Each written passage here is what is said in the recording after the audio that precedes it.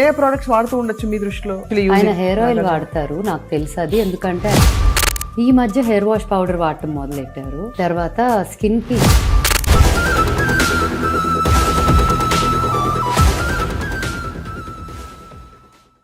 మసక మసక చీకటిలో మల్లె తోట వెనకాల ఎవరైనా చూసుంటారా నడిచే నక్షత్రాన్ని? చూసుంటారా నడిచే నక్షత్రాన్ని. he said I love the products and I use them every single day అని చెప్పారు అక్కడ.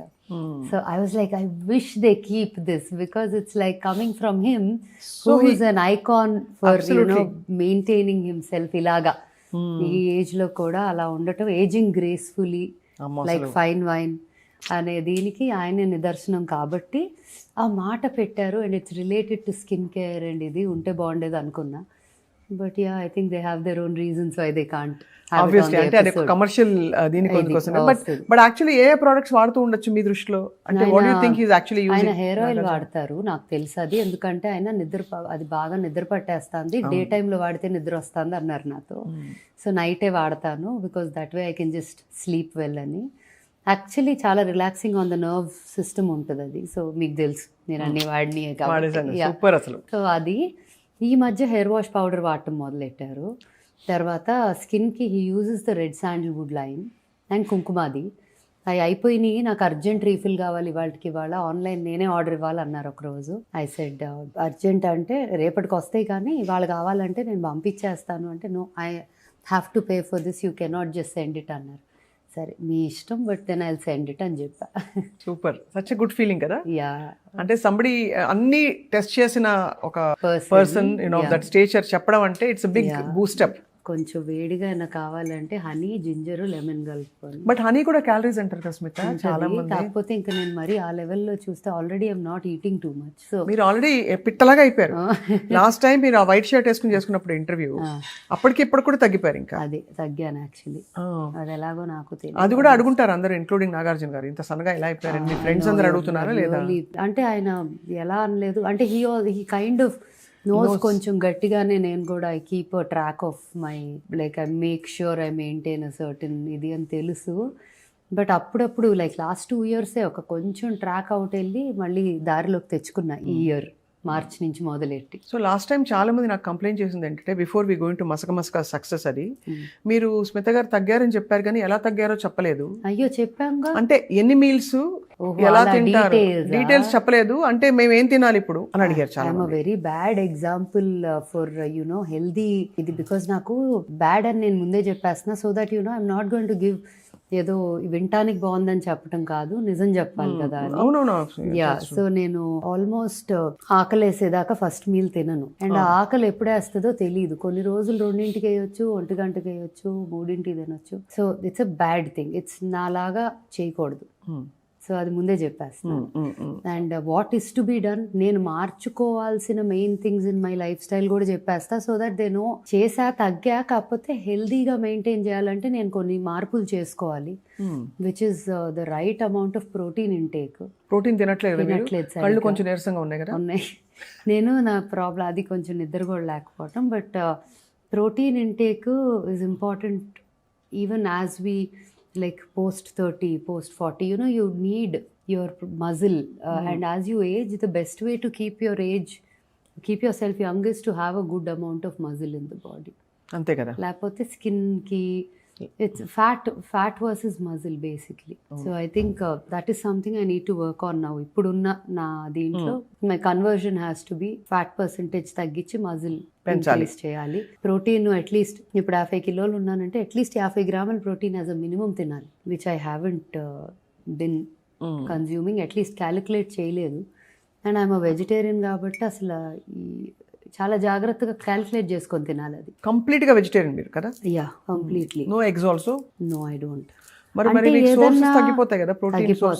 నేను దేశే సోయా కూడా మంచిది కాదు because it's processed. Exactly. Paneer మరి డైరీ అది ఇది అని అది ఇంకొక. లేదు, డైరీ నేనేమి అవాయిడ్ చేస్తానని చెప్పను, కానీ ఐ థింక్ నాకంత I don't enjoy consuming two much of paneer. So నాకు సోర్స్ ఆఫ్ ప్రోటీన్ చాలా limited. Soya is something I like. Though it is process time like it's okay if I like it at least ఇంకేది తినకపోతే ఏది రాదు. Rice రోటీ తినేస్తున్నారా? తింటా little bit, like everything is quantities. And ఆ quantities కూడా point beyond నాకు ఎక్కట్లేదు అలాగే. ఫర్ ఎగ్జాంపుల్ నిన్న సోయాను పరాటా పెట్టుకున్నా, ఒక పరాటా కూడా ఫుల్గా I could eat only half a paratha with whatever soya కుదిరినంత. సో స్టమక్ ష్రింక్ అయిపోయాక ఒక్కసారి మళ్ళీ ఎక్స్పాండ్ అవ్వడం టైం పడుతుంది. అన్లెస్ అదే పనిగా పెట్టుకొని మనం యుద్ధం చేసామంటే వచ్చేస్తుంది 2 రోజుల్లో. బట్ వద్దు కదా, బాగానే ఉన్నాము, you're comfortable, your stomach is good, why put it through again అని.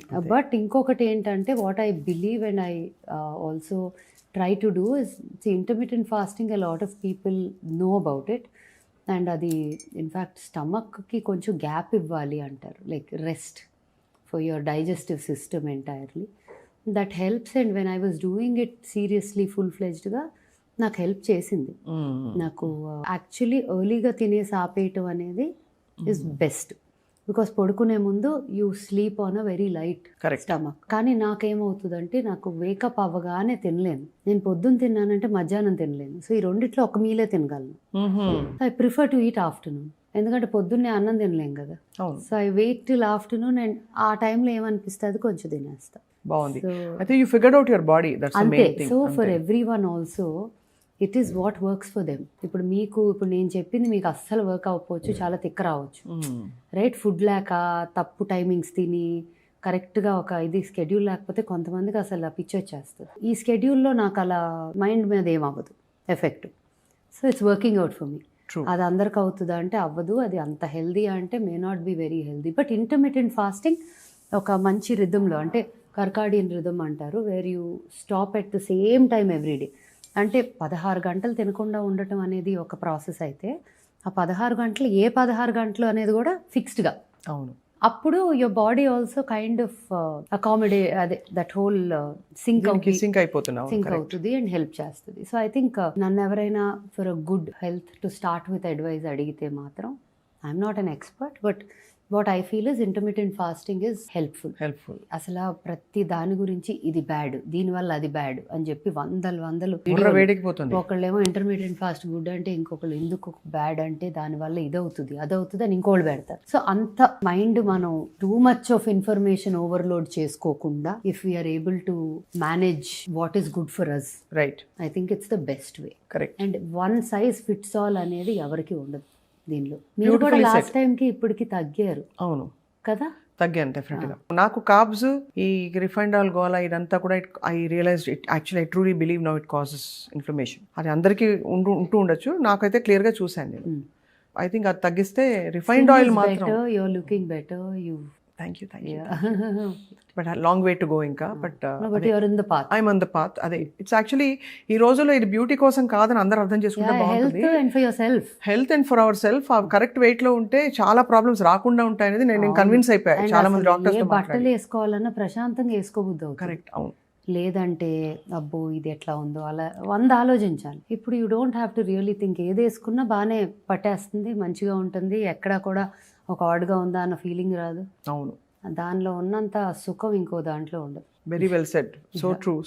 సో అయితే మరి ఇంత బిజీ షెడ్యూల్ పెట్టేసుకున్నారు ఇప్పుడు రాబోయే రోజుల్లో. మసక టూర్ అంటున్నారు, ఇంకా పాప్ టూర్. అసలు తెలుగు పాప్ పరిధి ఏంటి? అంటే ఫర్ ఎగ్జాంపుల్ క్లాసికల్ అంటే మనకు తెలుసు, ఫర్ ఎగ్జాంపుల్ ఫిల్మ్ సాంగ్స్ అంటే తెలుసు. తెలుగు పాప్ లో నేచర్ ఆఫ్ ద సాంగ్స్ ఏముంటాయి? ఏదైనా ఉండొచ్చా తెలుగు పాప్ లో? ఫోక్ ఉండొచ్చా? అన్ని ఉండొచ్చా? వాట్ ఈస్ యువర్, ఒక మ్యూజిషియన్ గా me take on that? Me style ఏంటి యాక్చువల్లీ? సో ఇప్పుడు ఈ పాట కొంచెం పాప్, ట్రాప్, రాక్ కొంచెం ఆ ఫీల్ ఉంటది. బట్ నెక్స్ట్ రాబోయే పాట has a very folk and rap and it's చాలా ఫన్ సాంగ్. అంటే ఆ పాట ప్లే అవుతా అంటే చూసి స్మైల్ తోనే చూస్తాం, అలాంటి ఒక పాట. రెండోది నెక్స్ట్ ఇప్పుడు మంచి ఫోక్, అంటే అదొక డిఫరెంట్ ఫ్యూజన్ ఫోక్ అండ్ చాలా ఫన్ ఉంటుంది.